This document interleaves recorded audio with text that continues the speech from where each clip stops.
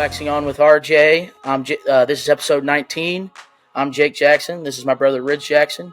And today we have a special guest for you, and that is rapper, singer, songwriter, and even producer, ASHER Roth. What's up, ASHER? How are you? Gents, what's up, man? Thanks for having me on. What have you been up to on this Sunday? You've been watching football. I know your 49ers got a big win today. You know what I mean? But it's a little bit of both. Where you gotta, with the little one now, you just gotta keep the balance of the household while still being able to watch the game. So keeping the balance on a Sunday. Absolutely. And your 49ers have destroyed my Seahawks twice this year, and they're going to get destroyed again tomorrow by the Eagles. So, but I'm hopeful they still make the playoffs, and it'll be good. But as of this recording, you just released a new project, a collaborative project, your second collaborative album on Discord. Or no, is it the third one? The third total. I guess it would be the third, yeah. The second U of C album, Spring Semester 23, just released on all streaming December 6th, but it was released earlier on a, what was Super Collector? Yeah, you got it. Yeah. Can you tell me a little bit about Super Collector? I'm not super familiar with what Super Collector really is. Well, you guys are vinyl collectors, Absolutely. At heart. And there's something to be said about the physical ownership of music. I, for one, am in that same boat. If I love a record, I'll buy it. And even just yesterday, I was looking at some of the VHS that we have. And we have Pocahontas on VHS. And honestly, that's amazing because if the internet or the grid ever go, we actually do own that. So vinyl reigns supreme, I would say that. But there is a mindset amongst collectors and ownership in the internet era, and with some of these emerging technologies and blockchain and cryptocurrency, you're able to validate ownership of digital files. And so I'm sure there's a lot of people that can naysay it and stuff, but for me personally, as an artist and a consumer, streaming leaves a lot to be desired. And so Super Collector, amongst others, is a platform in this new world of music that allows people to collect authentic digital files. And so using the UOC project as a way to experiment with these new ways of releasing music, while also being able to work with Reveal and some of these royalty distribution services that allow for equal distribution of royalties to the artists that the music is being collected for. So there's a lot of ways that Super Collector and other platforms are bringing some equilibrium to music business, but it's got still a long way to go. As we all know, streaming music for the most part is a kind of a perfect consumer product. Right. Yeah, we're totally physical media guys. We promote like buying the physical because you can't get a lyric sheet or a thank you note from the artist or the band on the Spotify stream. So we definitely promote vinyl, CDs, cassettes, any movies, buying, because it's just something about holding something and having a physical item of it, and it's a direct way to support the artist, because I'm sure you've seen the graphs of each streaming service, and it's Spotify, it's 314 streams to make $1 or something like that. It's all about playlisting, singles over albums, which I am not a fan of, because I believe that if someone puts something out, it's a body of work that they want you to listen to it in entirety. So not always, though. And I think that because of these new ways of distributing and sharing music and the economics of it, you're seeing the bodies of work suffer, and you're seeing people put out 22 song records with 9 or 10 or 11 or 12 songs, or maybe even 15 songs be filler, just because the more you put on there, the more you're able to stream. And I think that we're at a very interesting point in music consumption, and it's very cool to see vinyl being purchased because fans want to support, because I think that's the biggest thing. I saw a statistic, whether it's true or not, I didn't fact check, but that over 50% of music and vinyl purchasers don't even own a record player. So there's this enormous space where fans want to support the artists and they know that streaming it isn't going to do it. So merch and thoughtful merch and vinyl and thoughtful vinyl become important. But at the same time, the same token, for a lot of artists, pressing vinyl and pressing merchandise has upfront costs. It's expensive, you know? Yeah. So, you know, the digital side of things is interesting to me as someone who, again, is in the same boat as you of having something physical, even just my generation of when I came into the music world. The digital side is interesting because not a ton of upfront costs, but also you can use some of these, the tokens to unlock or reward, you know, your fans with real life experiences. So, for instance, the first digital collectible I ever did was the E2 record, which was about the Discord. And if you, in collecting that, you were able to unlock the room in Discord that led to being able to participate in the collaborative album. And so, again, all of this is so much of an experiment, but which is fun talking to you guys about it because we try to convey what we're doing in this Discord and convey what we're doing with some of these emerging technologies and music and all of this through a couple tweets here and there. And just you can tell the audience just still now that we're even 3 projects in, they still have no real idea what's going on. The main people who have caught on are the ones who want to create. And that's what the UFC the impetus for kind of establishing it in the first place was seeing how fans, yes, there's fans, but also all of these fans are also rappers or singers or songwriters or guitarists, they're like, hey, check out my music as well. And so that became that seeing that tendency of the audience also being creative in their own right. I wanted to empower that, but I think that's also another trend that we're seeing with streaming music and distribution and the technologies and software and applications that allow for it to be so easy is now everybody's doing it, right? And so, you know, we don't really see an establishment or a like new stars, like huge big stars, and music almost has become very like niche, which is I appreciate what you guys are doing to say, hey, here's what I'm listening to, because that word of mouth is to me more valuable than ever when it comes to music discovery.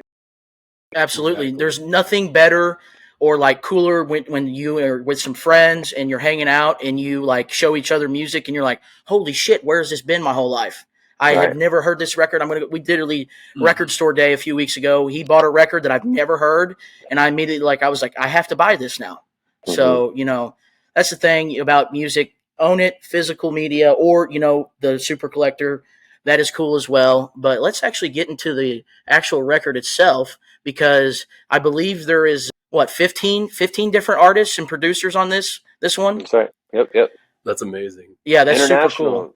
International too. Wow. England, Sweden, who else is on there? Ireland. It's been really interesting to see how this is bringing people together, and it's a tremendous amount of work and curation, but it seems like it's worth it. But again, it's like I really don't think people know what we're doing or how these records are coming about. Like again, this isn't an ASHER Roth release. It's just something that using my my platforms and my experience to be able to guide this project, and I look forward to being able to do 1 or 2 of these every year, and essentially supporting otherwise artists that are having a hard time breaking through the noise that is the 30,000, 75,000 songs that are uploaded to streaming platforms every day.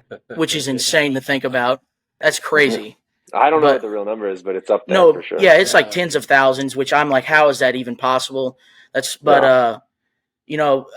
of the record, I got some favorite tracks here that I wanted to talk about, some notable lyrics, because that's the great thing about hip hop that I love and like punk rock and hardcore is that it's about what you're saying. Obviously there's hip hop it's not really, they don't give a shit about what you're saying. They just care if it sounds cool. And there's a time and a place for that. Mm-hmm. But what I love about your work and UFC, you guys are actually saying stuff. So I wanted to talk about, first of all, Cosmic Dweller, the second track. Mm-hmm. Is there a common knowledge homage in there that I heard? There is, yeah. That's Pabst. So He's from Boston. And yeah, I mean, again, a lot of these people come together as, fans of the music that I put out. That's kind of the common denominator. So, they've obviously been following what I've been up to, and they get essentially invited to, what we're doing in this Discord, or find out about it. So, that little shout out to Common Knowledge is like, just a little acknowledgement of some of the work we've done in the past, and kind of something that's brought everybody together. So it's fun, man. I mean, again, it's like I've been doing it now for 15 years, and it's still just the same way it was when I was 13, 14, 15, writing in my bedroom. And that's what I'm gonna still do. I still do a lot of my writing like in my bedroom. So um it's nice to have these moments like that kind of say, hey man, we hear you. You know what I mean? We hear what Yeah, you're Right. doing. yeah. Are you speaking of writing? Are you old school still? You pen and paper, or you do the iPhone notes? I Ooh. wish I was pen and paper. I would say that pen and paper is nice when it comes to just like really wanting to write. But as far as writing raps, for me, it's like it's about instant translation from brain to getting it down and moving the idea forward. So I definitely actually like to type on laptop more than anything else. Now, I don't like to write There on you my go. phone. Yeah. Some people like to write on phone. I like to laptop it up, and it's just the kind of seems to be the most efficient brain to pad. But I'm a writer, man. I mean, I like to freestyle every now and then, just for the sake of like keeping the brain sharp. And you'll get some amazing recordings when you freestyle. But the Wisest so Gray Out record, we have a follow up for that called Temporary Heaven, coming out in a couple months. And like you'll see, these are confessionals, man. These are straight up, these are bars that are thought about. And it's just, is this really what I want to say? Yeah. No, yeah. Speaking of freestyles, the my favorite freestyle of yours is the BET freestyle from 2012 with Oh, is that? Recognize, Yeah, yeah. Is that the one where I said I owned a Honda Honda Odyssey, and Odyssey, like, Portland yeah, Sea yeah, Dogs. yeah. Hell Yeah, yeah, hell yeah, that hell yeah, that freestyle goes hard. So hell yeah. yeah, I just wanted to shout that out real quick. That's so funny because they you had to work with specific beats. So that beat is just absolutely, it was so funny, the beats that we had to choose from. It's like that was the lesser of all evil, but Sick. it came out all right. It came out all right. I did not know that. I thought that like they made you like here's a select choice of beats that you get to do. I was not aware that that was a thing, Wow. but Well, Jake, I wish you'd give me more credit than that, because let's keep it real. My beat selection, which is reigns supreme when you look at like Greenhouse Effect Volume One, when you look at Seared Foie Gras with Quince and Cranberry, Greenhouse Effect Volume Two. The reason why those tapes are tight is because of the beat selection. You know what I absolutely, mean? So, yeah. but I mean the bars are dope too, but the beat selection. But I would not. I selected that BET Cipher beat because I had Okay, okay. to. We're getting some Oh real man. lore here tonight. Some real Yeah, lore, for sure. and Shout and out then to Recognize though. shout out to DJ Recognize. Love that man. And then we got another track I loved here on No, which you did a video for, which is pretty Mhm. cool. Mhm. Mhm. I think the video was released around September, actually, when you were doing your Dallas dates. I think that's when the That's right. video dropped. But there is a lyric in here that is one of the best lyrics I've heard all year, and I want to quote it back to you. But as a man full grown, if you don't know who he am, no dream Mhm. or a plan, not a scheme or a scam. I was like, like Patrick Starr with the fire in Mhm. SpongeBob. That's what Mhm. that's what I was doing. Yeah, it's more important. It's encouragement to know that you can. Yeah, You should, absolutely. and you will. I had a gym teacher once, Mr. Ganaris. Shout out to Mr. Ganaris, and he always said, "You will." You will, you will. And I always wanted to sell that campaign to Nike and not give Mr. Ganaris any credit, but but yeah, man. I mean, those. I think what I'm on right now, just in life, and you'll see it with Temporary Heaven as well, and even Wisco opening up with Me First. Um, a lot of self-reflection, and a lot of like, who are you? And because we have so much going on with like these self-help gurus, it just seems like so much more talk than action in life right now, you know? Yeah. And so I feel it's important for me to know what I'm up to. And so with No, for instance, that I mean, I even start out with I want to get to know myself better so I can do better. It's not about like me trying to tell other people what I think they should do. It's really just kind of getting hip to what I'm up to allow myself to kind of move forward in a better fashion. So that's what that rap's about. And that in my own reflection, it's cool to hear that you're like, yo, man, that spoke to me as well. Like, yeah. Yeah, because that. I mean, it's like the duality of man or whatever. It's like you getting up every day, putting the feet on the ground sometimes, and Yeah, lyrics like that. Yeah. That's what I call PM. That's what I call PMA lyrics, positive mental attitude. all day, every day, babe. Yeah. Mm-hmm. And then another track on here, the second to last track, For God. I think you dropped that right before, or put it on streaming right before it was available in entirety. And Mm-hmm. another lyric that stood out to me was, "I hope that you grow and you heal." I Mm-hmm. thought Mm-hmm. that was a great lyric as well, and spoke to me very much because it's like I took that as like I hope that you grow. I hope you get better. No no grudges, no, all that shit in the past or whatever. Mm-hmm. That's what I took it as, just like, let's grow, let's heal, let's get better. So, Yeah, yeah. It's the simple things, right? It's again like so much of this, and also in the end of that, I think like Bob Ross, how he's like only happy accidents, Right. no mistakes, only happy accidents. And so I'm not a big punch artist. I don't love to like punch unless I just can't get it. And so typically a lot of the time it's just one take through. And so in For God, which is like a tricky triplets rap, I usually don't go that route, but it just that's what the beat called for. And so I'm kind of going through my rap, and at the end of it, what you notice I say is like, I hope that you grow and you heal. I know that you will. Like, I hope that you know that you will. Or no, I say I know that you will. And I wanted to say I hope that you know that you will. Instead, Yeah. I said I know that you will. And I thought that was like one of those like cool Freudian slips where I was like, you know what? I don't hope that you know. Like I know that you will, and like we'll get better. And again, like we're in a very, for me anyway, again in my personal world, I just think we're in a very transitional time, and what we're Definitely. seeing in this moment, and these moments, is an extreme lack of patience. But there is a nice there are conversations being had, subtle conversations, and these things, healing processes, and what we're going through take a long time. They take months, if not years, if not a lifetime, and so some of the stuff that we're dealing with, it might, the healing process might take a lifetime. But the important part is that we're going that way. And so I feel that way. I feel like it's very uncomfortable in a transitional time like now, right now. But I do feel like we are doing things.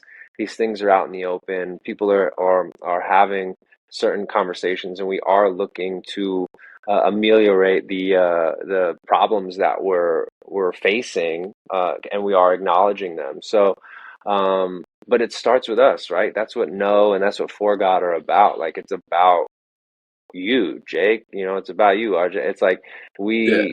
we got to get our shit together. And if we do that slowly but surely, it has an effect, a ripple effect on the people around us. And so that's what I try to do in my life, is just like, I'll slip up, dude. Like I have fun. You know what I mean? I definitely have fun. I'm not like, an ideal model citizen at all times, but your actions, your spoken word, that's what I'm so adamant about, like Mm-hmm. what you say, it affects the people around you. And so as long as we're mindful of that, and as long as we're having those conversations about being mindful of how your actions affect the people around you and yourself included, you know, uh, I know that you will. I know that you'll heal and you'll grow.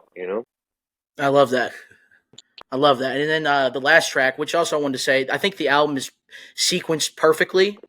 Like I think because to me, a great record has its, it has whatever that's called, even flow, or like ebbs and flows. Like it has, you could tell that it was, this track was supposed to go here. This, because some stub stuff, it's just like they're by track 9, they're not really, they don't care about sequencing or what, or no, it's just put all the hits on side A. Yeah, side A, front load it, and then side B is just shit.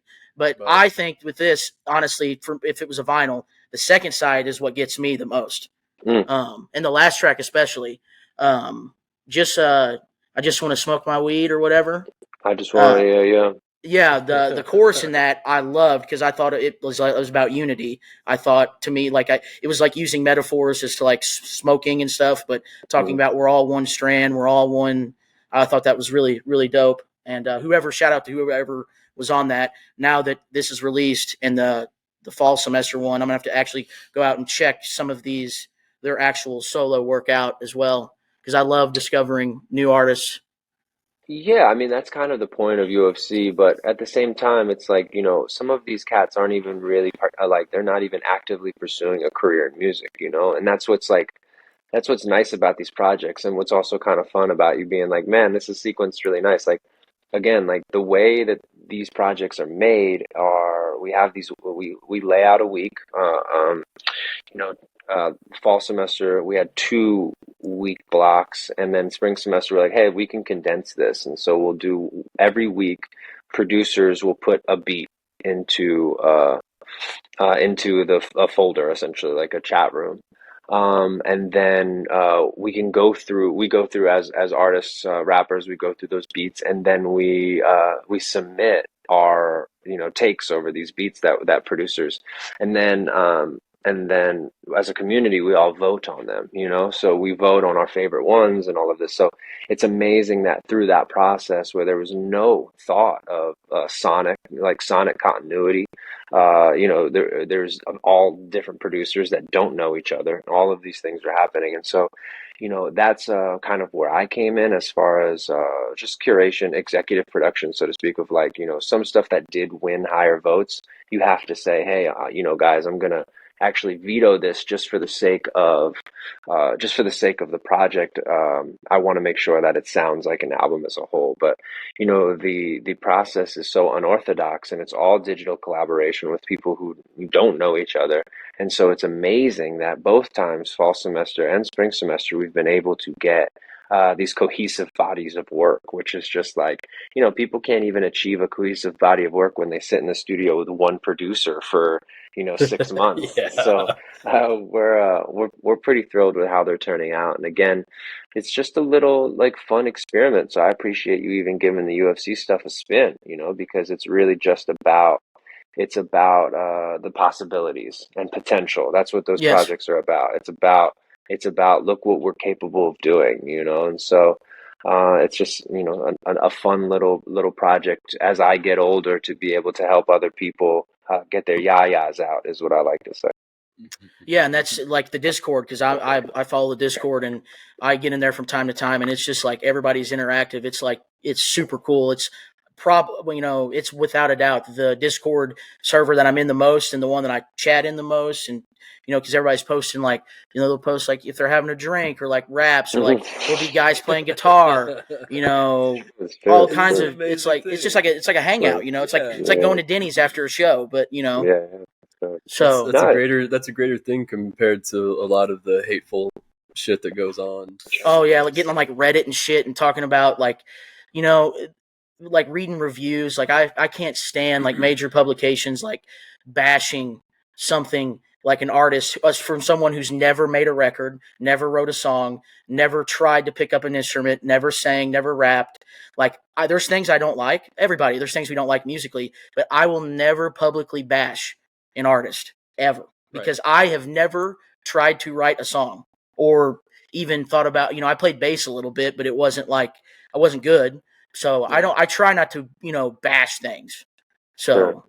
Yeah, I mean, that's the internet though, and like that's what's funny about like what has happened with us in our communication, is because it's like, positivity, and I'm talking about just not toxic positivity, not like agreeable, just everything's agreeable, but just like, giving somebody a little bit of encouragement that doesn't get you clicks. You know, you got to roast somebody and talk about, you know, their mama, you know, and that's how people are Yeah. gonna, you know, start to click and then comment, and then you have maybe people coming to their defense or whatever. And that's just something that we, whether voluntarily or not, we've kind of created this this little arena where everyone's just kind of screaming at each other. And so I hear you. I think early on being kind of a act of the internet. You know, I came into the game in 2008, 2009 when things were just getting started. When was the first iPhone? The first iPhone must have been 2008, right? Yeah, 2009?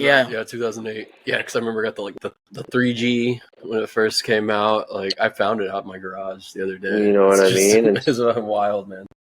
so streaming wasn't even a thing yet, and so No. we've kind of watched this all. And I just remember comments. What I thought was so bizarre about comments and just my behavior and interaction with them is that like the negative stuff really stuck with you. You could have, you know, let's just say 25 comments.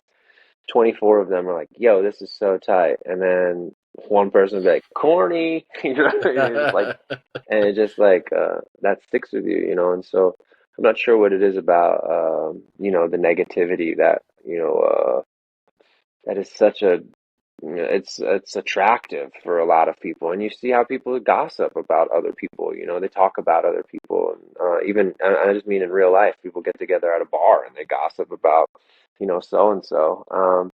And I don't know what it is, but I do try. And again, I slip up from time to time. We'll gossip about somebody broke up, you know, in It's the human friend nature, group, you know. unfortunately. It Humans do happens, Um, it. but you know what I mean? And it's just a shame that we're not a shame, but you know, it's unfortunate that we kind of reward that behavior right now on the internet. You know, the hot yeah. takes and all of these things. We reward people kind of being, you know, being mean. Yeah, no, and you touched on being a coming out in around 2008, 2009. I wanted to talk about a little bit about let's do a little deep dive. Let's go back a little bit. The Mhm. 2008 Greenhouse Effect Volume 1.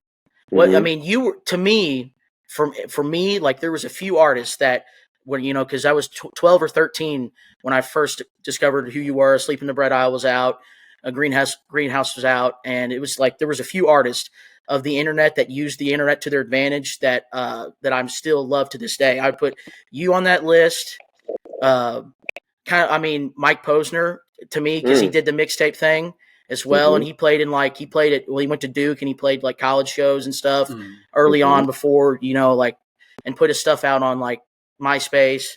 Swayze is another one for me, like Mhm. just to name a few. Those were big for me, but just curious of what MySpace. What was 2008? Because I didn't even have MySpace, so Mhm. like this was like I had no. I was like, by the time I heard "Asleep in the Bread Aisle," I had Facebook. I had no. What was MySpace? Well, there was a whole scene. Obviously, that's how Oh like man, Metro MySpace was Station got huge from MySpace. You got following from MySpace. Like all these artists and bands. Like it was a crazy time.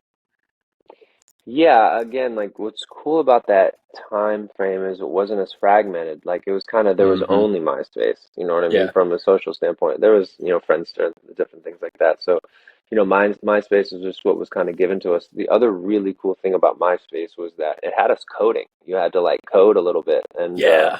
to get your page looking the way that you wanted it to look like. And just like, man, you know, they made things too easy. But no, MySpace was cool because it was just, you know, it was the only thing. And so, you know, you had your song, you know, mine was Marvin Gaye's Troubled Man. That was, you know, and then you had your top friends and you know, I remember messaging Lupe Fiasco on it and all of these things and like that's what kind of like dictates even before MySpace, man, we had hip hop forums where we would battle dudes in forums with written, you know, verses. So it is like so to see where it is now where you can like legitimate one, we're having a conversation right here, right now, you Right. know, on Yeah. a podcast. My Discord allows us to be collaborating in real time with audio files, video files, cover art, all of these things.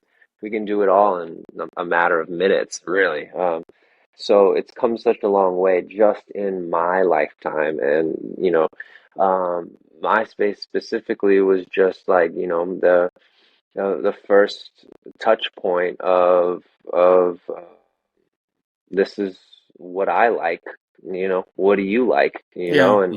and it was a lot of it was centered around music. I mean, truly, it like Definitely. what song played on your MySpace was an important decision for You sure. would really have to think that out. What was your Yeah, song? Because it was probably like an Alkaline Trio song or something like, but but that's what I started out on. Well, actually, before that, we had a St. Louis local show kind of forum. It's where you knew where any show was going on at. So that's what I did before that, before MySpace. And then MySpace happened. I was like, I don't know if I want to get on this. And somebody made me an account, and then I just got into it, and it was amazing.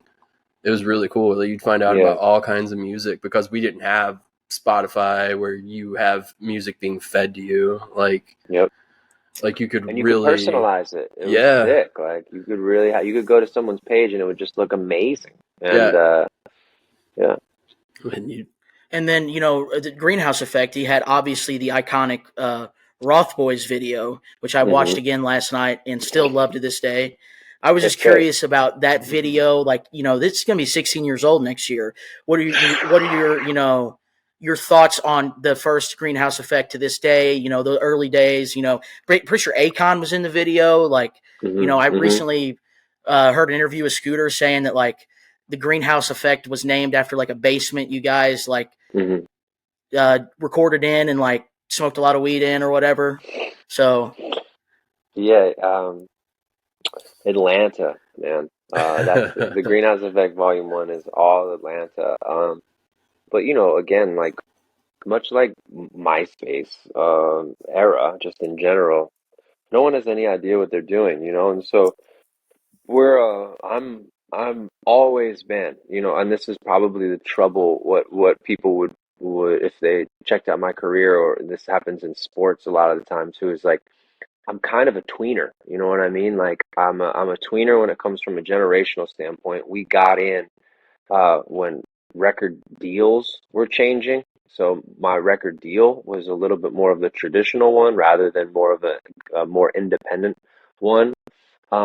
And then obviously from a distribution standpoint, but also the type of music that I make. It's not obviously uh, no brainer pop music, and it's also not like you know uh, high IQ avant-garde underground music. You know what I mean? So I'm like kind of a man without a country, in a lot of ways when it comes to the music stuff. And so um, Greenhouse Effect Volume One uh, is really just was I guess the first indication and playfulness of how I worked. I like we didn't have producers when I moved to Atlanta. We were just making it up. Scooter was just making it up. We rented that house. There was like a gross basement that even allowed us to spray paint, in it and set up a computer. And my friend Kurt built a wall down there, and we put comforters, Mickey Mouse comforters, to dead it and recorded. And we just drank 2 buck chuck wine and recorded. And like it wasn't like I'm gonna make an album or I'm gonna make a mixtape. It was none of that. It was what beat let line up a beat, let's rap on it. You know what I mean? It was just uh, you know, getting your reps in, and yeah, so when you have these cool recordings and you have these cool takes and you come from, as a consumer, again, I'm coming from, DJ Clue, The Professional, I'm coming from Violator albums, those are more compilations than they are mixtapes, obviously early 50 Cent stuff. So like, Gangsta Grills, what Greenhouse Effect ended up being, but when you ask me, Greenhouse Effect Volume One is just like Atlanta raised me in a lot of different ways. And when I got down there, moved from Pennsylvania to Atlanta, it really like put me on um, how to work. And that's what Greenhouse Effect Volume One represents, is just like one, the innocence and the fun, and us just like abiding by no rules. I have a video of Steve Rifkin pushing me in a shopping cart. You know what I'm saying? Like, yeah, and anybody who knows who Steve Rifkin is has got to find that to be amazing. But I reflect upon each project very fondly because it all represents a moment in time, and for Greenhouse Effect Volume 1, it's Atlanta, and just kind of, you know, becoming a young man in Atlanta, to be honest with you, because when I got down there, I was just a straight up just a kid, and you can see it, you can see it. And that was at that time where everybody was rapping. Like Lil Wayne had No Ceilings and Greenhouse Right. Effect. Everybody was rapping over other songs like you on Mr. Me Too, which was amazing. And then you did the Bounce record, the Timbaland Bounce record, Morning Dew. Those were highlights for me. And Damn, that's so funny. I crack up when I hear that shit. I'm reckless when the sex talk was just so funny back then. So good. Yeah.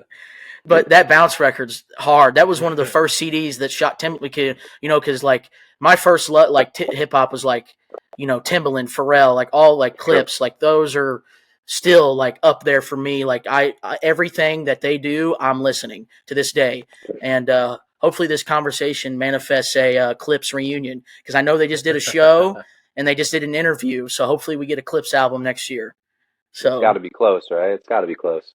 Yeah, that'd be cool. But no, that Greenhouse Effect Volume 1, great era. But then that follows up to, next year will be 15 years of Asleep in the Bread Aisle. This is where is that right? Damn. This is where it went. You trying to make me on here to be like, yeah, dude, you're just like, damn, dog. Oh no, it's 15 years. It's no. For sure. I'm just giving you a hard time. Go ahead, keep going. Hey, he makes me feel old all the time, so it's okay. But no, it's 15 years in April. He's like, yo, tell me about MySpace. No, because I'm 27, so MySpace, or almost 27. MySpace was like already kind of out of there by the time I was like able to get social media and stuff. But yeah, I respect that. Sleep in the Bread Aisle. I first, because believe it or not, MTV and Fuse still played music videos. They were still cool there in like 2009, 2010. So I literally was in 6th grade, getting ready for school, and I see the I Love College video. There's a guy with a WWE spinner belt, and I'm a wrestling fan. So, and I see these dudes just going crazy, like just partying, and I'm like, holy shit, this is one of the coolest videos I've ever seen. And that's just like where it started. So you got I Love College, you got She Don't Want a Man single, where Be By Myself was a single with CeeLo Green, Carrie Hilson, Busta Rhymes, Slick Rick was on the UK version, right? Which is one of my favorite tracks you've ever done, because Slick Rick's a legend. And Knots on the beat. Well, we'll get to Knots here in a second. We'll get to Knots, and then my personal favorite track of yours, and I'm just curious what's behind all of this. That is the last track on Asleep in the Bread Aisle, which I thought should have been a single in my personal opinion, and that's Fallen, because that is one of my favorite samples, favorite beats ever, with the Fallen Ben. Forgot his name. That the song's Fallen. Ben Queller. Ben Queller, yeah, that's a phenomenal sample, and that's another great thing about hip hop is when you find the sample and you find the original artist and you deep dive on that stuff. Yes. But Fallen, I want to know the lore behind Fallen. Well, I mean, to be honest with you, man, I mean, like that should have been the single after I Love College, and I would say that's like a big slip because I've always attested this, and this goes back to my conversation about the UFC and just my observations of the world right now are about artist development and patience, about patience, and like skipping Fallen and skipping a true introduction, because I Love College was great and so fun and relatable, and what an amazing time in my life, and still when you play that record live, people have a blast. But it was kind of an introduction of an exaggerated character, an exaggerated element of me, and I think it would have been really nice to follow that record up with a very humanizing, true introduction of where I was coming from with Fallen. And so you only get that introduction if you listen to all of Sleep in the Bread Aisle, right? So that's unfortunate, because I think what we ended up doing was going with Be By Myself, which to me is an enormous record, and it's great. There's a lot of, and you have CeeLo Green on it, but you kind of, what ended up happening is like now we're in the music business. Now we're in the Yeah. business of trying to make hit records instead of build a career. And so what you've noticed, or what you've watched, Jake, specifically, because you're kind of following along, is actually me having going back and filling in all the space that got missed when the jump from I Love College to Be By Myself, that tried to do more of a celebrity act thing rather than a personal thing, because the personal side of things and how I've always conducted it is so important to a connection with an audience. They need to say, I kind of know what's going on there, unless you're doing like escape surrealist art, maybe like a Lady Gaga. But even her has her humanizing elements, or like her moments of authenticity, of they know who Stephanie is, and they know her story. But yeah, Asleep in the Bread Out to me is, I think that we fucking killed it with, like, as far as like the mission that was laid upon us was, here's an enormous record in I Love College that was created in the greenhouse effect, not caring, not thinking about anything, hubbub, and then when that blew up, it was like, all right, good luck, kid, you got it from here, right? And so like the my homie Oren Yoel helps me craft an entire record. And Oren's an unknown producer at the time. It's not like we were able to go get Timberland, you know what I mean? And so we crafted a record around the success of I Love College that made I Love College make sense. And even did some joints that are just as big as far as playing them live. Like Be By Myself, you play that live, it's just like, it goes off. Blunt Cruising is just like, to me, I still smile when I hear that record. But the thing that bums me out about Asleep in the Bread Aisle, is just, yeah, how it, I mean, without getting too deep into it, it would be that, like, that missed opportunity with really being able to humanize what I'm doing, especially from a rap standpoint and as a white rapper, with Fallen. I think it was such a unique record, sampling Ben Queller, those types of things. It's just a unique missed opportunity that I know is a fan favorite amongst people who actually are listening to what I'm doing. Yeah, I love that. Wanted more Springsteen, Earth, Wind, and Fire. You know what I'm saying? Absolutely. Yeah. Love Very it. relatable stuff, right? And I can attest to you saying about playing other tracks from Asleep in the Bread Aisle live, because Lottie Dada gave me the mic for on the chorus in Dallas, and that was a great moment in the show. And when he played Lottie Dada, I was like, let's fucking go. So that's another one of my, that's like Fallen and Lottie Dada off that record are my two personal favorites. And I just watched What did you call them? Positive mental, what is it? Positive Mental Attitude. PMA. That's a PMA song right there. Yes, very much Yeah, so. absolutely. And then we'll go to 2010, and this is these are two mixtapes that EP and a mixtape that I hold in high regard in your catalog. It's some of the best work that you've ever done, and that's the Roth EP with Natsral, and then I'm going to butcher the one Sir Farquaad, Quince and Cranberry. With DJ Recognize, and then as in your set, you said, here's some the rap shit, Tony Braxton, which was awesome to play live. So, but Yeah, no, that was a lot of fun. dude, those were like, I feel like you had to do that. Like, that's just like, you just did the Sleep in the Bread Aisle, and you're just like, here, this here, let me fucking go for sport here on these two Right. projects. Yeah, I mean, like, look, I think in Seared, Foie, Gras, I say back to the basics, white t-shirt and some motherfucking Asics. And it's just like, there's so many joints on Seared, Foie, Gras that let you into what I'm on. Fuck Your Ringtone, Confidence, I'm Eddie. Like, there's a run there that's just like, I'm just completely blacking out. And I'm in New York City. I'm living in the Lower East Side on 2nd Street in a beautiful apartment. And it's just like, at this point, I've been completely kind of like lost in the shuffle of major label stuff. SRC is folding, so the record label. Scooter now is Justin Bieber, so he's not even looking at me as a cash cow, so they don't even really have any idea what they want. So I'm just like, I go back to what I know. right? I go back to like, all right, look, I'm not going to be getting in the studios. I can't rely on a record label to kind of help me along here. Let me go back to what I do.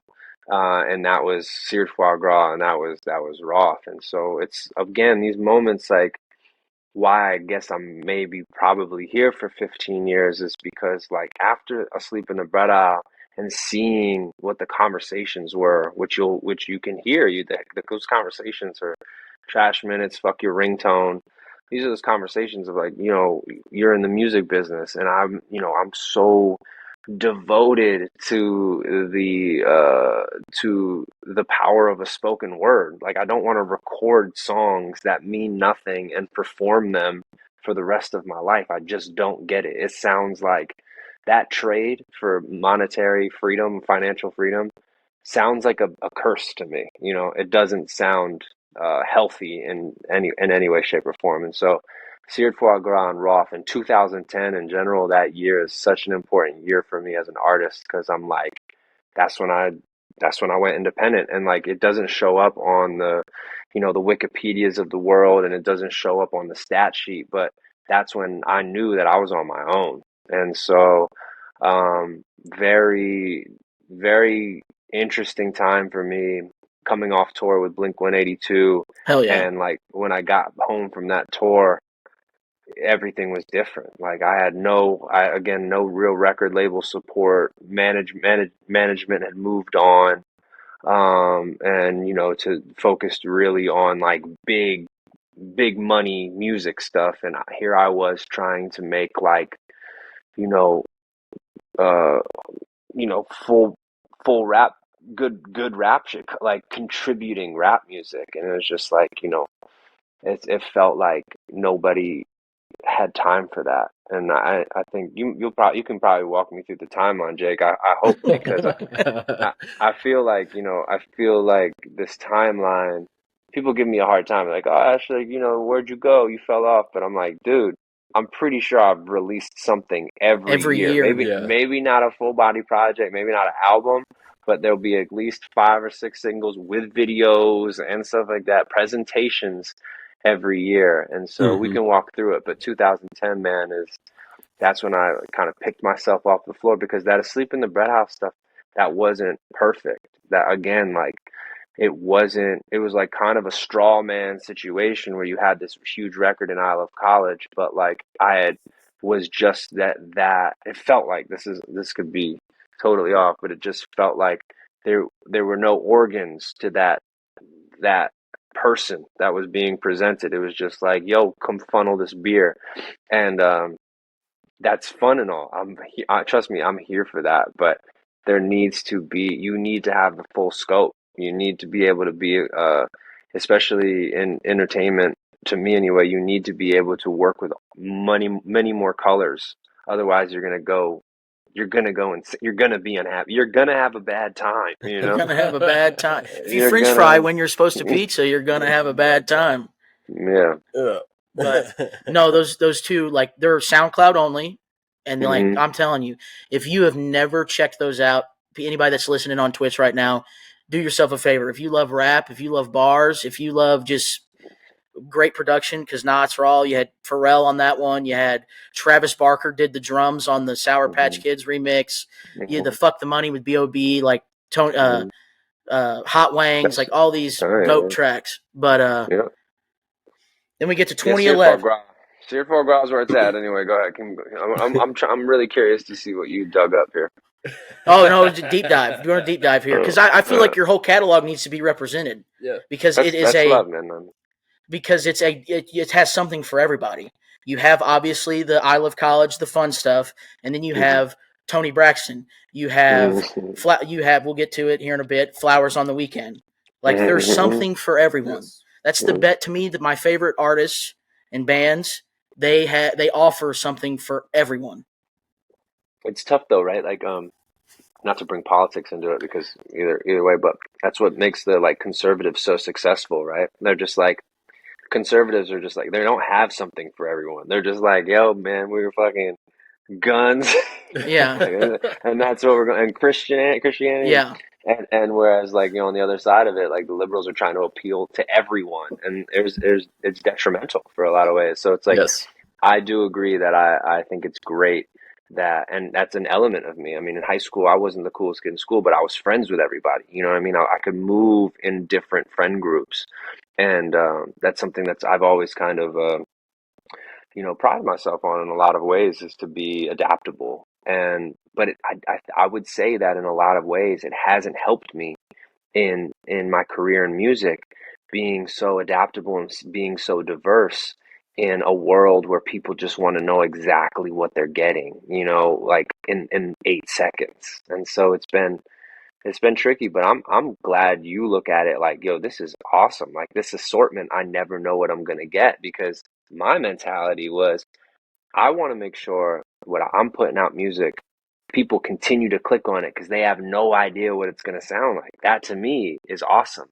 But I would say that, and there's a large audience out there, more so casual music fans, which make up, 55, maybe 60% of music fans, that they want to be able to say, oh, ASHER Roth, yeah, I know what that sounds like.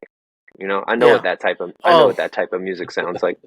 fucking pisses me off. I mean, I hate to, but literally, I'm just like, dude, you like some rap shit? Here you go. You want some, like, psychedelic, like, like, I'm going for, I'm out, with like the Get Out video, like I'm hiking, like spiritual stuff or whatever.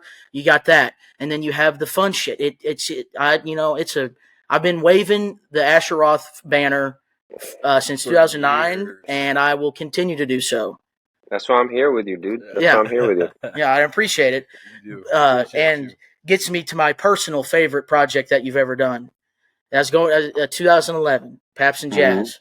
Mm-hmm. That That was is, 2011. Wow. yeah, 2011. Right there. Um, and Nice. the vinyl was released. I think you did, like, the vinyl version has, like, only, because the SoundCloud version and, like, my mixtapes back in the day had like 15 tracks. Yeah, that And one has like eight. I think that just has like the best stuff, but that's from sample clearance purposes. oh, okay. Yeah, I was curious as to why the other ones were not on streaming, Yeah. because there is some gems, like, if you go to the SoundCloud and listen to the whole record, like Get By, Ampersand, Choices Ampersand. with Action Bronson, and Running Who's away. Mm. Running Yeah. Away, not to shit. Not meant to be. Not meant to Ooh, be. Not meant to be. That's a great one. that joint is awesome. Yeah, Pabst and Jazz is really special. I think, again, like, look, I always keep it a buck when I have these conversations, and the people that were in my life at this time might have a different side of the story, but this is how it felt like to me. And so with Paps and Jazz was funny because we were doing our indie shit at that point. We had recognized that we were all on our own, Seared, Foie, Gras, Roth, all this stuff. And so Paps and Jazz is actually all original music. That's an album. It got put Yes. out for free just because of everything that we were dealing with record labels. Again, we couldn't get their attention worth shit, and so Paps and Jazz actually got their attention. And so I think by that time, the SRC reshuffling, I think I got booted over to Def Jam for a heartbeat, and they put out the Common Knowledge video, which is how I met one of my close friends, Aristotle, who directed that video. But again, it was just like that relationship was so short lived. They just tried to squeeze the juice out of the Paps and Jazz record. But like, and again, it didn't even really get uh, a full, beautiful treatment. I think it got the Common Knowledge video, and I think we got like a Dope Shit video out of Dope it. shit with 15 or 100 or nothing, which was Right, right. awesome. Great, And great tunes. In the Kitchen video, which was, I Right, love that's Chuck right. English. Shout out to Chuck But English. yeah, Ill Roots shot that though. So, Mike Wax, who was, again, you talk about, MySpace, but really early internet blog era. Ill Roots, I don't know if they get enough. I don't know if they get enough love, but yeah, Mike Wax really put on for that song In the Kitchen. And like, I look back at it now, again, like when you listen to stuff, I don't love the mix or even my performance really of the first verse, but that's a classic. That's a Chuck English, Asher Roth moment, blog era classic for sure. Uh, If I yeah, if I can say so myself. Absolutely, I agree. I mean, Weed Lit, Need Clips playing in the background. I mean, Mm-hmm. little Greg There Maddox you mixed go. in with Roy Halladay. Two of the best pitchers of all time. What are we talking about here? Absolutely, absolutely. But Yeah. yeah, also in the kitchen. How did the Action Bronson cameo come about? Because I love Uh, Bronson as well. yeah, no, same place and same time. I mean, I was hanging out in New York. That's in Hotel Grafou, and yeah, Action and I were just kind of same place, same time.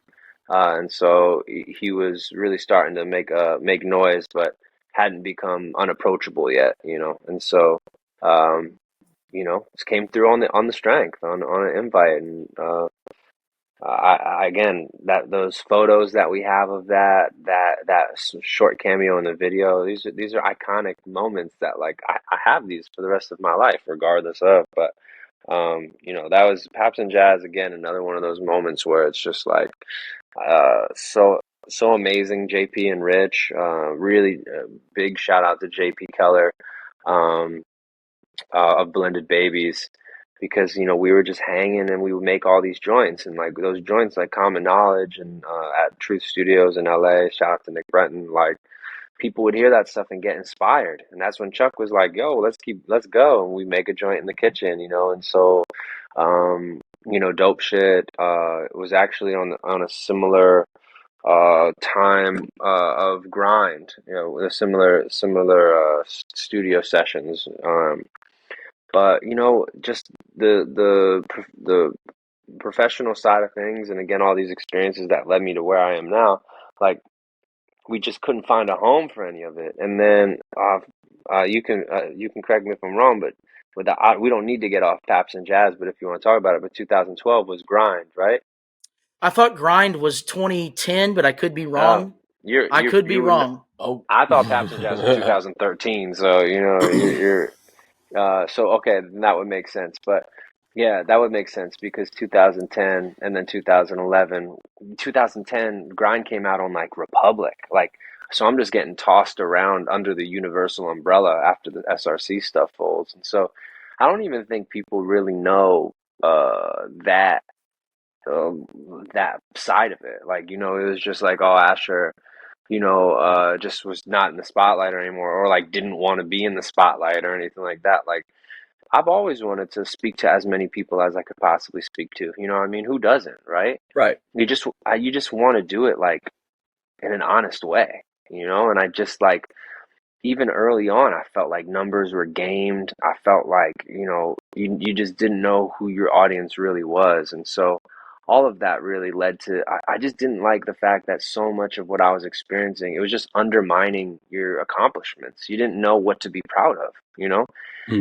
even if you went gold, uh, you know, it didn't really feel like you really went gold. You know what I mean? It just felt like the you being signed to a record label is what got you that, And so there's something really so much more rewarding about, your genuine audience showing up for you and pushing a record over the top for you in a kind of a grassroots independent way. And so it's a much larger, it's much longer climb, but it feels just like so much more real.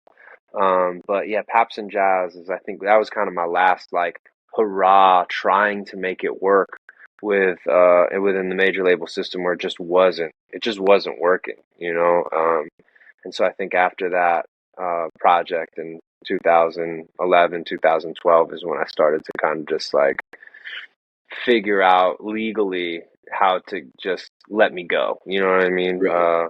Get out of a recording contract that just it wasn't good for anybody involved. And that was around the time that Def Jam, you did the Party Girl record, Meek Mill. I think was Yeah. that like the only thing you did on Def Jam, I believe. Yeah, yeah. So I mean, they obviously claimed the common knowledge, but they just shooting a video for it. And then again, we tried to make it work. Party Girl was me. Oh, was Oren. Yep. And then but even still, like Meek jumped on that on some strength off the strength of Philly, and that was great and all. But like Lil Wayne remix and all that stuff, that was on the Greenhouse Effect Volume 2. But it's just like none of this stuff could find a home, and like the with labels, when you're working with a record label, like you need bulldogs, like you need people in the building that are championing you. You need Yeah. people who are on your team. You're not just like oh, I'm signed to a record label, it's all good. Like you need people who are like project managers, all those things are extremely important. And so like we didn't really have that. Like after SRC, which like there were a couple cats at SRC who were still kind of like roll their eyes that they worked on the project, but you could classify Asleep in the Bread Aisles as a success. That record's gold and Out of College is like 2 times platinum. You know what I mean? And so if you worked on that record, you can definitely say that's a success. But after that, man, it just never felt like we really had, especially when Scooter got distracted and kind of moved on into more of a pop space.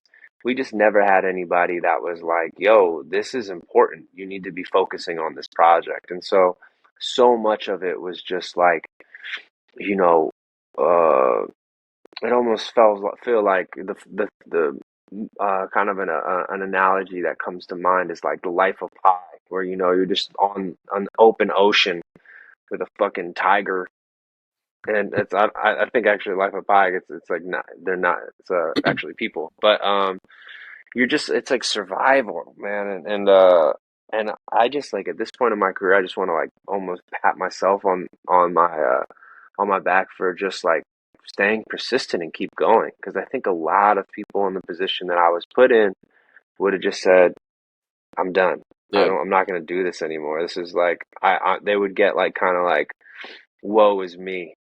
And I don't know if you guys follow what how I talk about this stuff, but I'm not out here making excuses. You know what I'm saying? These are Yeah. the circumstances. This is how shit played out. This is how things went. Never want to make excuses or blame somebody for like, hey, this could have gone in that direction. And I feel like this is where I'm supposed to be. I made conscious decisions to do something that I was a little bit in more control of, and just the major label relationships just didn't work out. It's just like not the right time and place. And so this is what you'll see as you go through the rest of the discography of like, oh, okay, like I could explain to you all of these moves on why they were made. But yeah, Pabst and Jazz, the tail end of Pabst and Jazz going into like Party Girl is this like, music without a home. And so we had to give it a home. And that's when, Greenhouse Effect Volume 2 came out. Yep, with the Right? Is that right? yeah, 2013. Mm. Yeah, Okay. the numbers on the boards. We play with your like being a goalie. The video. I remember seeing the teaser Mm-hmm. for that, and the thing came out summer 2013, and I was like going into sophomore year, and I was like, hell yes! I've been waiting for the whole project, and you rapped over "Females Welcome," the Trinidad James Mm-hmm. track. You did the "Maybe I Don't Wanna." So many Mm-hmm. cool joints on there. I love that as well. You had one of the funniest songs you've ever done, in my opinion, "Little Butt" with Boiter. Yeah, we just were never really shy about like sharing some of that goofy stuff. I mean, everybody makes that stuff. Everyone's making terrible music. I mean, Lil Butt's not terrible; it's fun. And we even, we incorporated that song into when we were shooting the Lemonade episodes. I don't know if you ever caught those, but like, those we were able to incorporate some of that. But yeah, Greenhouse Effect Volume 2 was numbers on the board. Brock Fetch shot that little Wayne's World shout out. We're representing the Flyers in that video as well. But yeah, man, I reflect upon Greenhouse Effect Volume 2 kind of happily. I was in a weird relationship then, and so Greenhouse Effect Volume 2 was a big like escape for me. You know what I mean? Like I would always be writing those rhymes like as like in trouble with my girlfriend at the time. And I'd go upstairs and I want like numbers on the board that I want to talk about forgery and orgy. I don't want to talk about forgeries and orgeries. Yeah, yeah, Yeah. Oh man. Y'all fuckers bore me. Yeah. fantastic. So, when I get in those modes, and that's my attitude, and my attitude is like uncensored, is when you get, joints like some of the joints on the Greenhouse Effect records, like Greenhouse Effect Volume 1, Rub on Your Titties, Bounce, like those joints are just like, I don't even care that my girlfriend's mom is going to hear this record. Greenhouse Effect Volume 2, too. And I think there's a section of my audience that really digs when I'm not editing myself. After the Greenhouse Effect Volume 2, we have this great record right here, Oh, yeah. 2014. your first like proper studio album on on Retro Hash, or is that Federal Prism? No. So Federal Prism is Dave Sidik, who again, like that's why it's funny because my own personal Wikipedia makes me understand like why I shouldn't use Wikipedia, why Wikipedia can't be considered a source in a bibliography, but because Yes. there's just not facts on there.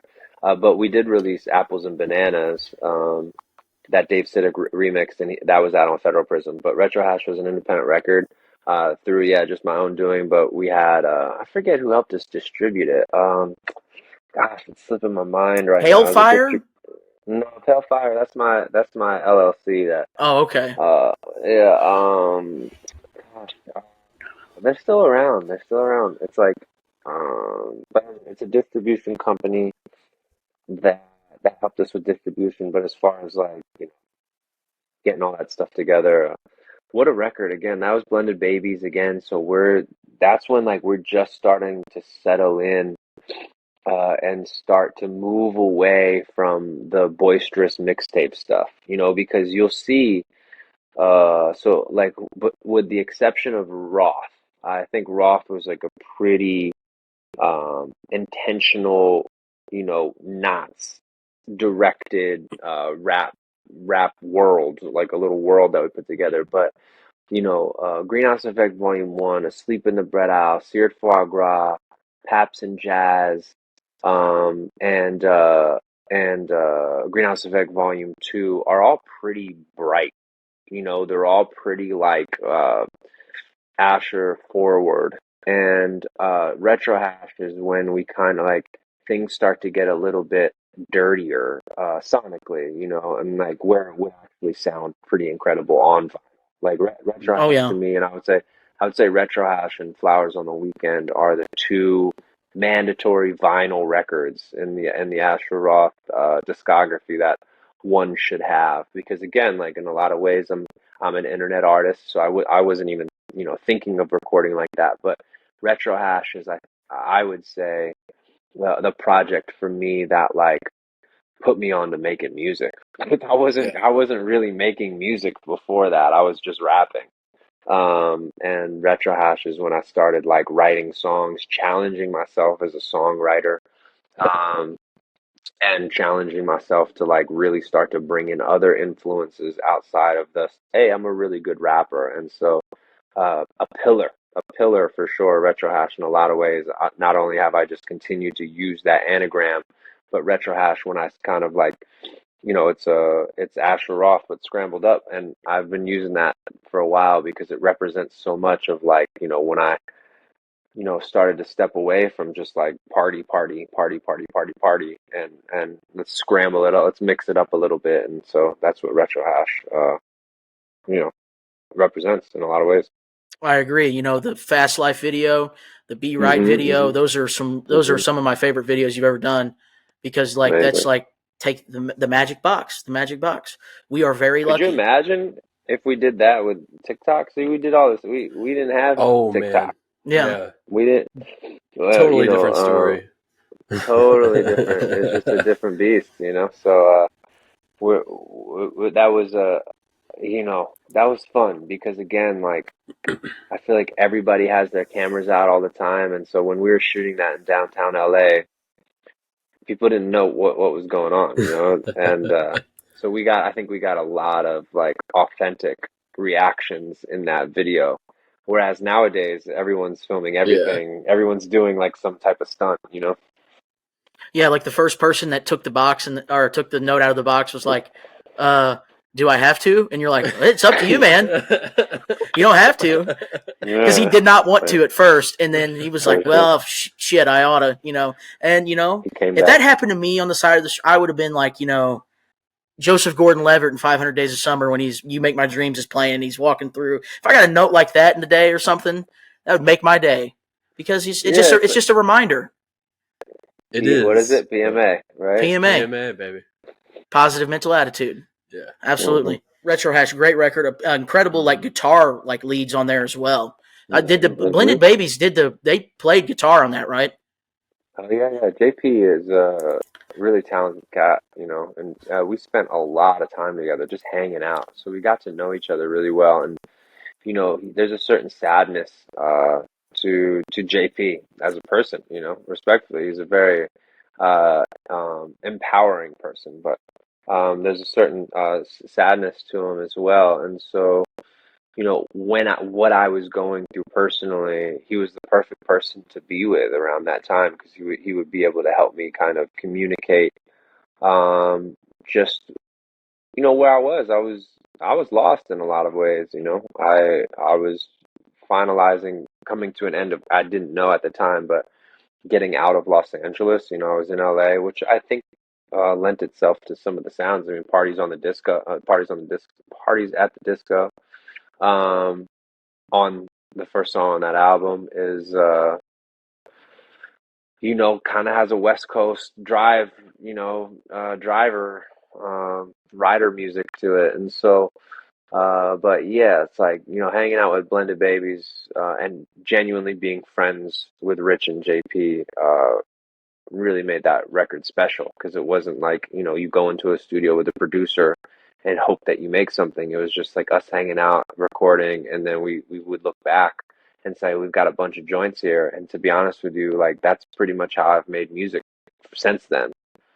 Even though I've been doing that from the jump with like Greenhouse Effect Volume 1, but when it comes to making music, it's just like I'm typically sitting with a specific producer for an extended period of time, and that person is my friend. And you know, I've done it with Oren. You know, we even got weird with the Topher Dolan stuff. You know, I don't know if that ever caught your attention, but uh, you know, we got comfortable to do Topher Dolan, but it's been Oren, JP, Blended Babies. It's been Rob Deckhart for Flowers on the Weekend. And I would say, you know, and Knots, and those are like the main producers. And then just recently, it's been Heather Gray, who I've been able to, you know, really spend time with and make cohesive work with. But that's how I like to make music because you start to get comfortable. I can compare it to when I was making music with Pharrell, and we went into a studio session with Pharrell, and those songs will never get heard, and you know, quite frankly, they just weren't that good, and it was just because it wasn't really so much about the art. It was like trying to make a hit, and Yeah. they just didn't turn out cool, and they were fine. There were some good attempts, you know what I mean, like good swing, you know, good hack, you know, but um, you know, it's just been so much more rewarding to sit with somebody for a couple months, and if you don't record something, but you shared some laughs or told a good story that night, it's still a good night, you know. Absolutely. That's to me that's just like when you it's like you're doing it with people that you want to be with, your friends, you know, people that you know, because you hear about like all these like pop stuff where there's like 14 songwriters session stuff, and I'm like, Right. at that point, Yeah. is it even your idea anymore? Or are you guys brainstorming or collab? You know, When I'm done, dude, that's all I want to do is just put me in a room with whoever Right. the next up and coming artist is and give me my like X amount of publishing on these joints, and I don't have to be responsible for performing them or anything like that. Just give me that mailbox money. That is an amazing life for a lot of ways and just being a songwriter. But to your point, you know, are you really making music? What are you doing there? You know, yeah, you're Hmm. kind of you're just trying to, you know, the songwriting side of things. It's almost becomes laughable because you just like are running through words that rhyme. You're not really saying anything. You're just like, oh well, that works, I guess. So there's what is it? A million ways to skin a cat. There's a yeah, lot of different ways to write a song, you know, and so some people just want to piece it together. And I know artists that have spreadsheets, and I'm sure AI does this now, or the artificial intelligence probably has Uh, song words that, you know, get said when you say love, you know, people rhyming crazy and baby and all of these things, and you can do that a lot of different ways. I have had a blast thinking about me and as an artist because it's like I don't know if AI is going to figure me out really easily. You know what I mean? I'm a little unorthodox. so but we'll see, man. Yeah, I mean, long-winded way of going about saying that like Blended Babies and a lot of these cats of just like working with a specific person has really helped me keep these albums post retro hash keep projects very focused. Yep, absolutely, I agree. And after this, we get to 2016, another great project in your catalog. It's with someone who also I love very much as a musician, as an artist, Travis Barker and Knots Mm. Raw, the Mm-hmm. Rawther. Oh That yeah, is a cool. sick EP. And how is Mm. it like working obviously with Knots and Travis Barker, who is the busiest man in music, I believe. He's also like the nicest person in the freaking world. Like Wow. he used we obviously toured with Blink-182, and Travis was a big proponent for bringing, myself on tour. He's like, yo, you should come and open for us.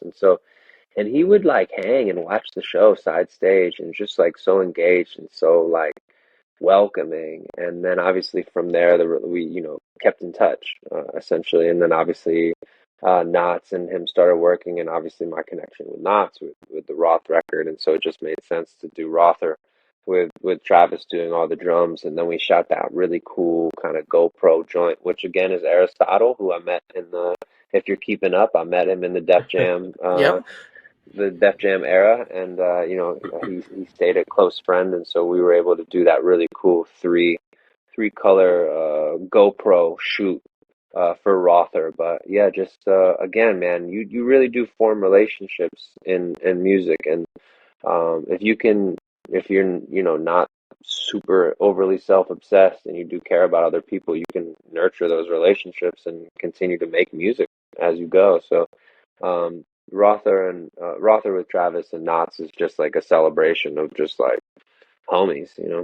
Oh, and I love it. I love the video. Of course, hip hop with live drums is incredible to me. You got the stuff like the Roots, but when there's a band, like you perform live with a drummer, and it's just Hmm. something cool about the live element of hip hop with a live drummer and a band. I've always thought that was cool. And Travis, Travis loves hip hop.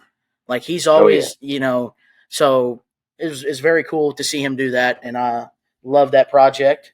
And then we get to 2020 here, April Hmm. 2020, I believe. I want to say Hmm. this came out the NFL Draft 2020, like the weekend of Yeah, that. yeah. It must have been April.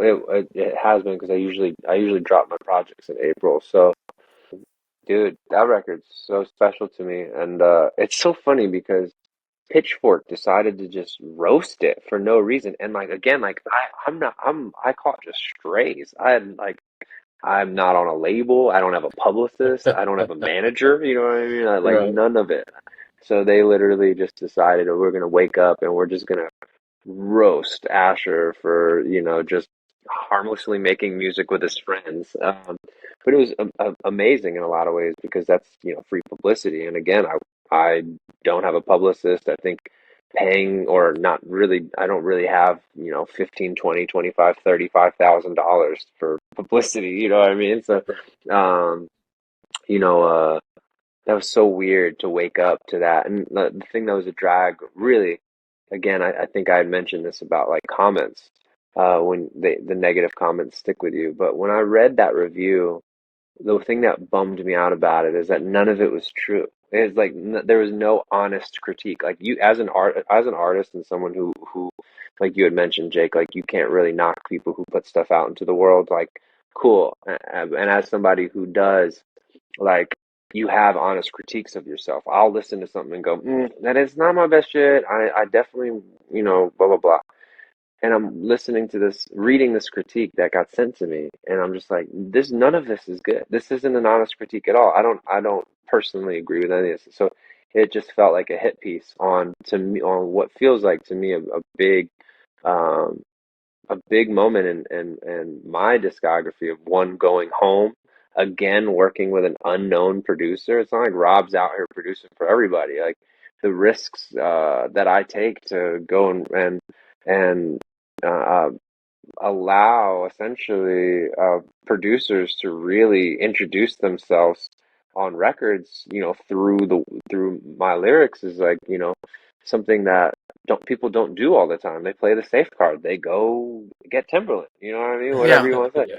And so, yeah, going and getting Rob and being home and making that record in Fairless Hills, at the shed with Rob and CJ and all the homies, like just like being home. Because again, what I was going through in LA and wanting to go back to Philly, and that record Mommy Dog like really encompasses wanting to like, get back to kind of connected to something and family and be closer to home. And that record just meant so much to me. So I thought the Pitchfork review was just like was like a 15-yard unnecessary roughness, late hit, and like so unnecessary. But the cool thing about it is like what I took from it is I knew who I was. You know what I mean? I wasn't gonna let some review tell me about my art. Where I think some people might allow a critique to tell them what their art is. And I knew how I felt about Flowers on the Weekend. I knew how I felt about that record. Um, and it's nice. That's like, it all lends itself to kind of maturing. I know who I am. And I think being in the music industry with open to so much criticism, it's very easy to be hurt by what people are saying, and susceptible to that. But I've gotten to a place in my life where I'm just like, I have a pretty good understanding. Again, always looking to heal and grow, right? But Yep. Yeah. at the same respect, I know who I am, and it feels really good to put out a record, get fucking filleted, and come out of it and be like, nah, I disagree. you It's know? That's So, the problem I have with reviewers, like especially Pitchfork. In my opinion, I do not subscribe to Pitchfork. I'm not a fan because I feel like to me, they are doing review. They like stuff because we got to do what's And I hate to say this word.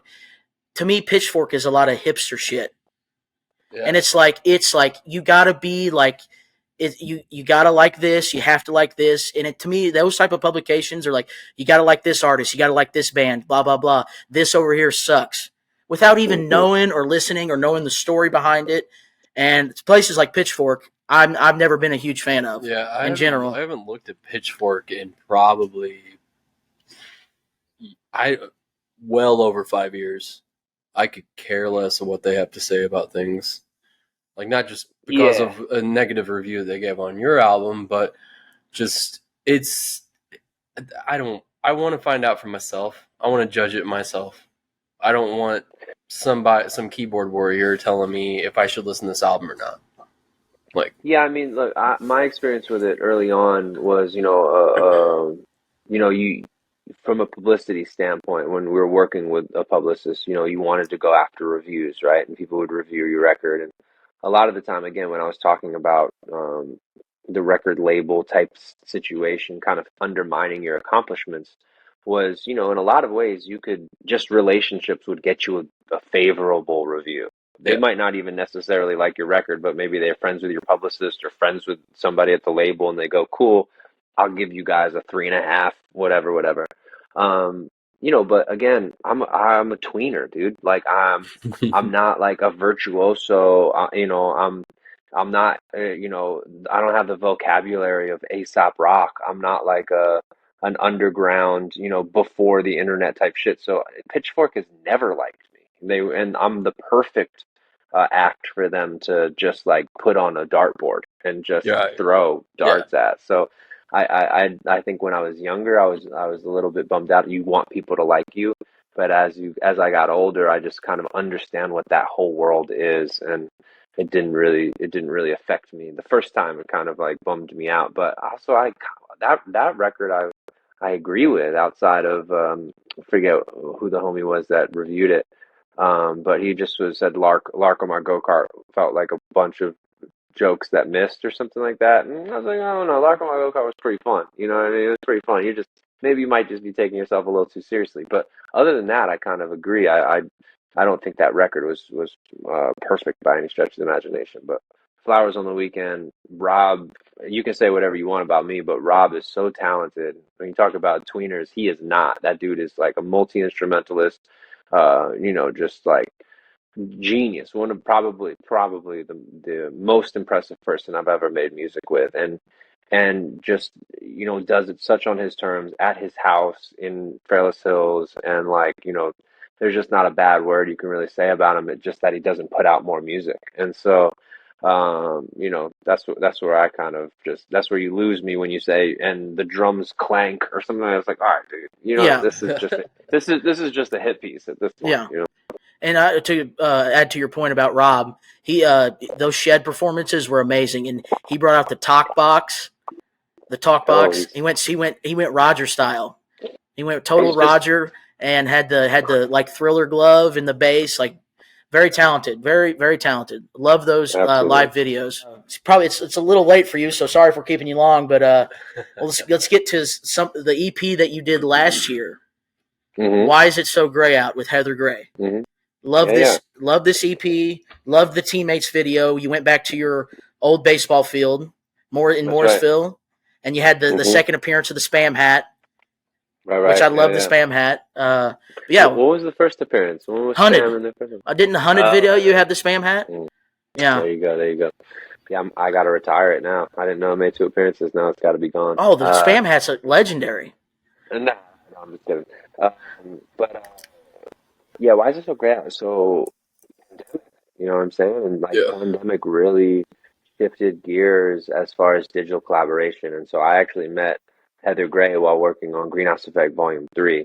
So when I opened up the floor to fans and followers and other people to say, hey, let's make a record together during the pandemic, Heather Gray, Andrew, I know him as Andrew out of Salt Lake City, his beats just like totally stood out. And so, you know, he would send me stuff on the side and I would send stuff back to him. And so, um, both The Wise Are So Gray Out and the upcoming record Temporary Heaven, both of those are just me recording and writing in the bedroom and sending it back to Andrew. And it's been like it's been interesting and amazing in a lot of ways and easy to be able to just say, you know, rock these joints, send them back and have Andrew work on them. I don't love making music like that. You know, I really love being in the studio, staying up late, and again, like having those nights that you don't even record anything. But um, the stuff with Andrew is just like so sonically, it's just dope. I mean, like the Temporary Heaven stuff, when I listen to it, it's just like it's just elaborating on what we did. The musicality in Flowers on the Weekend still reigns supreme. You know what I mean? Because Rob isn't even necessarily like he's not even necessarily a rap producer or rap like you know he's obviously Dilla and you know Danny Automator and stuff like that, but he comes from like the classic rock, classical like composers like Aaron Wow. Copland and stuff like that. So Man. but but Andrew too is like you know plays piano and drums and but is more of a rap head. And so for me it feels like Why Is It So Gray Out and Temporary Heaven specifically, one obviously digital collaboration, but two, they're kind of getting my like my rap yah-yahs out. Like I didn't want to worry about making hooks and stuff that people could sing along to, which is, it definitely undermines the live show to a certain extent, but because sometimes it just feels like you're rapping at people. But again, there's so much to rap about right now. Like there's just so much to talk about and there's so much to like discuss. And so, you know, Wisco and Temporary Heaven. Temporary Heaven's a little bit more personal, where Why Is It So Gray Out is like an observation about like what the fuck is going on? Like climate control, yeah, teammates to a certain extent. I think I'm kind of like trying to like big myself up. It's like I think it opens up like Ash, snap out of it, you know, like stop doubting it, puff your chest out, be proud of it, like you know. So like what I'm going through, obviously, what we all were going through is just like this, like you know, post-pandemic hangover, and so Temporary Heaven is a little bit more personal. It almost feels like a purge of kind of this conversation, like some of the stuff that I dealt with in the past that I've never really openly discussed about, you know, what was happening in the record label and people just kind of some, not all people kind of perceiving me as someone who just wasn't able to take it all the way there. And like to me, in my mind, obviously we're all the you know the hero of our story, but I just feel like um I don't feel like an imposter. I honestly don't. I don't have the imposter syndrome. At certain occasions I do, but like I feel like I'm a really talented rapper and somebody who is very wants to continue to explore and has the ability to explore and I want to continue to do that, and so Temporary Heaven kind of like continues to get it to that space of just like doing it in my own on my own in my own way, but I still want to compete with the best of them. Yeah. I'm not looking to be like, oh, I could have been a contender. It's like, yo, man, like it's like, yo, I'm trying to put out my best shit. I want people to be like, damn, this dude's 62 and he just put out the most fire record, whatever it Hell may yeah. be. So Well, we'll be looking forward to Temporary Heaven. You said that'll be out Yes. next year. yeah, so on my newsletter, I have a newsletter that on a Substack that I kind of write a lot of the stuff down, and so those who have subscribed to that will get a first listen of a snippet called "What the Heck," and that will be next week. And so I know next year sounds like a really long time, but in about a month or so, we'll start rolling out Temporary Heaven. Okay, hell yeah. Yes. January 11th, actually, the first song, Temporary. It's Okay. called Temporary. Will be out on January 11th. That's an exclusive. That's an exclusive here. Waxing on exclusive right here. Breaking There it news. is. Breaking news. But speaking of 2024, before we let you go, I know hmm you got some shows next month. What else is in the full year plans for you? Yeah, no, I'm a new dad, which is like really important to me. I've really enjoyed becoming a father. I think being a father or a parent in general, if you're into it, I feel so bad for people who have kids that don't want kids because like holy shit. But if you like your kids or if you want to be a parent, it's just so freaking rewarding. And like so I really want to be there for that stuff. So that's a big part of my coming up year. My daughter, she's 6 months right now, so she's just starting to come alive. It's really such a blast. And so I build my life around that now. And with that said, getting on the road helps really appreciate being home. You know what I mean? When you're home all hmm the time. So, again, kind of how we opened up this conversation about balance. That's something I'll continue to look to do in 2024. And just like again, like try to, I really want to expand. I think that we caught a really large audience with I Love College during that moment, and then um, we lost a lot of people because of just maybe the internet or just the way it goes, just attention. We lost a lot of people, and what I've been able to do is kind of cultivate a nice core audience over these last few years, and I want to expand upon that. And so um, I hope that these projects coming out, Temporary Heaven, I look to get back in the studio with Oren as well. Maybe elaborate on some of that Tilford Dolan stuff. We'll see. And then honestly, I've been texting with Rob as well, Flowers on the Weekend right here, and trying to get a follow up with him just because I just again like I look at Flowers on the Weekend as like a pillar joint, a pillar record is like, yo, you can build off this. There's a lot of healing music in that. There's joints you can put on and they feel good. Yeah. Yeah. And so I want to elaborate on that. And so that would be my answer. I mean, in 2024, I want to continue to put out records. I want to continue to put out focused joints. And I don't necessarily, again, we had mentioned earlier, I don't feel the need to put out a 22 song album for streaming purposes. Like I'm very comfortable. Like we dwindled it down, but we took our 8 favorite joints for Temporary Heaven. Temporary Heaven's 8 songs. And that's all you need. Trust me, Yeah. dude. Like I don't need to hear 19 ASHER Roth songs. You know what I'm saying? And, like I just like give me 8 gems, and hopefully in my creative process, and I would able to by the time you're done feeling like those 8 songs held you down, have some new music coming out. You Yep. know, and so I'm just trying to get a nice little input output rhythm It's it's been hard to do in the past, just all circumstances. But where I'm at now in my life, I just feel like a little bit better to be able to uh, have a good rhythm. Yeah. And with that said, 8 songs, that leaves you wanting more. That as a fan, you're like, It well, does. It leaves you wanting does. more. Yeah. And Yeah. No, I think you guys are gonna hear this record, Jake, for you specifically as well, and you're gonna be like, "Fuck yeah," you know what I mean? And then you're just gonna be and you're like, What else we got?" You know what I mean? And but you talk PMA, man, like Temporary Heaven, it really builds off of that. Hope that you grow and you heal. Like the way that I end it, what the heck is like, um. I know you know this. Welcome to showbiz. But what I wrote, I hope it helps. I hope it helps me cope with what I went like.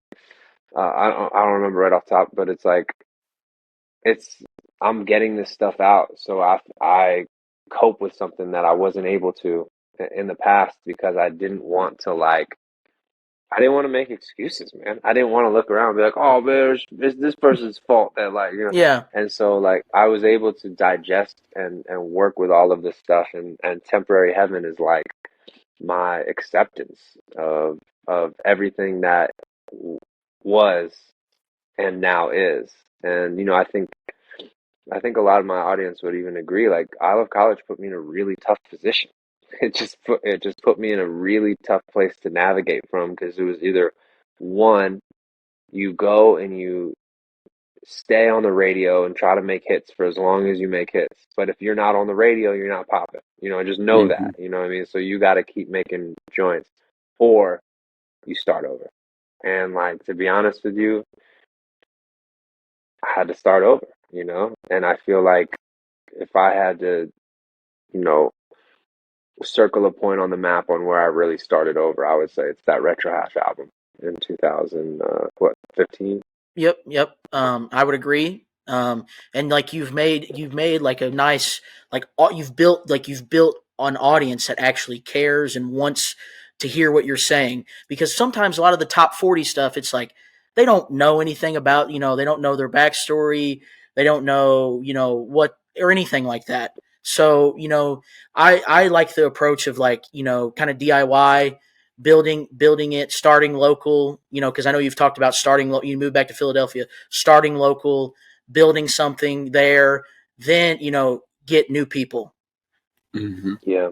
I just never got really the opportunity to do that. And so, um, again, it's not an excuse. It's not a complaint. It's just like, that's important to me when I look at how I want to play the game. It's like I'm a huge baseball fan, and like I hate the Yankees, or well, traditionally I hate the Yankees, and I hate the Dodgers, even though the Dodgers have done a good job developing talent, because they go out and they buy all these free agents. You know what I'm Yeah. saying? And like I've always wanted to like metaphorically win a World Series by like developing my own talent, and like, and so that's important to me. And so it might not be mission aligned with other people that are, when you talk top 40 and stuff, for the most part, that's commerce. We're not talking art, we're talking music business.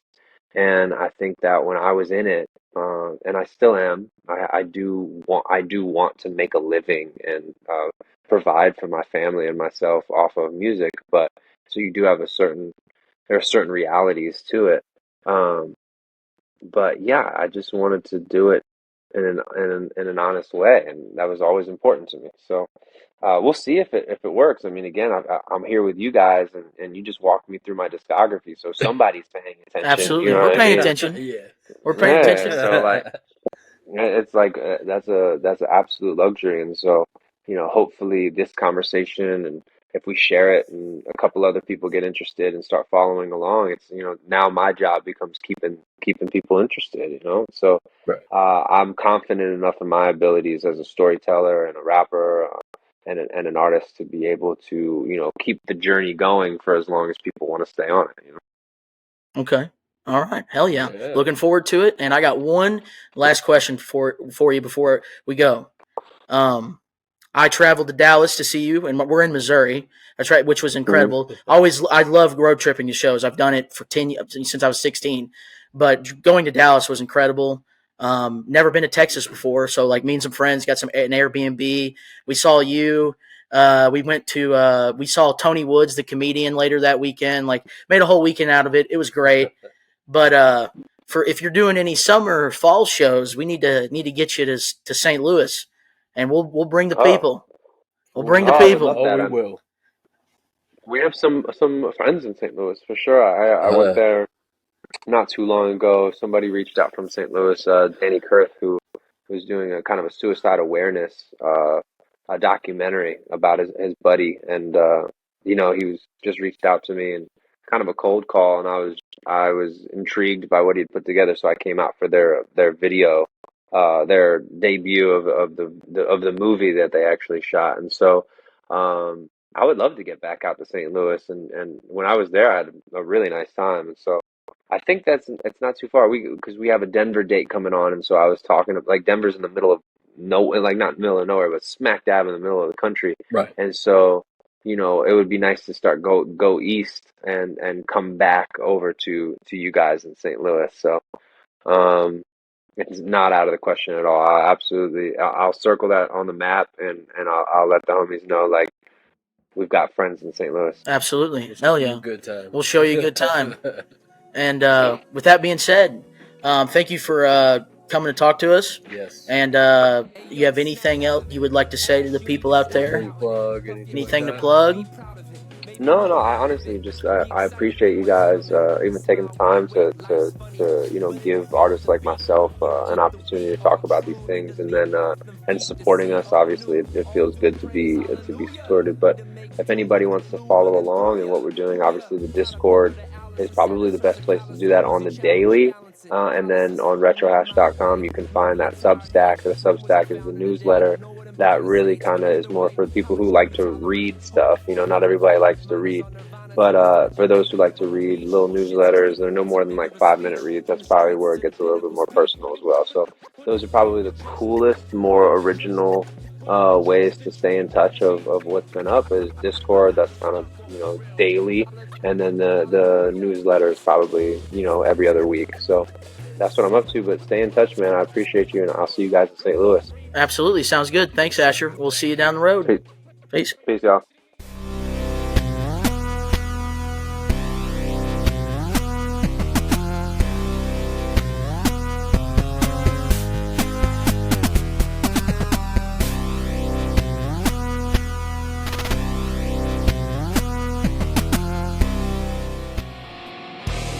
This is Barrett from the ATI Podcast.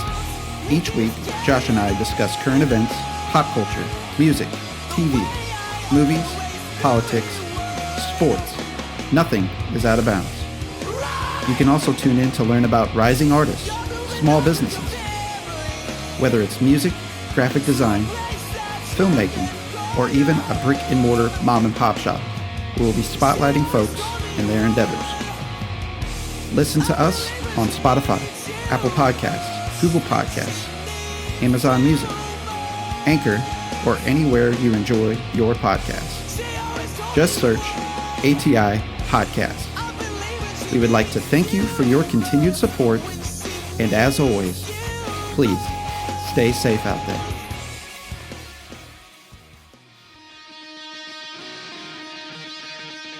Hey, this is Josh from ATI Podcast. For show updates and news about the podcast, follow us on social media.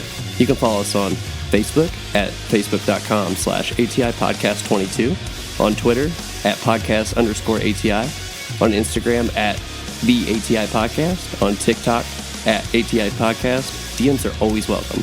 Have a question for the show? You can always email us at atipodcastquestions@gmail.com. Stay safe out there.